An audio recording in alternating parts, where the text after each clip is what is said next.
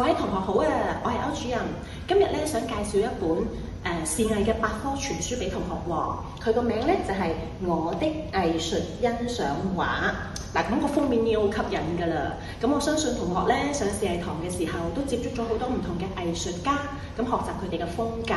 咁舉一個例啊，嗱，呢一個封面最靚嘅呢一幅畫《睡蓮》，咁就係莫奈嘅創作嚟嘅喎。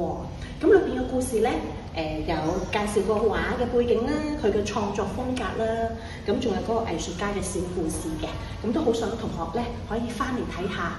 另外仲有一啲好出名嘅，例如冇睇過呢一幅啊？係啦，邊個作㗎？邊個畫㗎？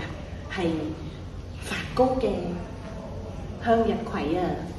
仲有6年班嘅同學，應該咧最近都係做緊呢個創作嘅版畫。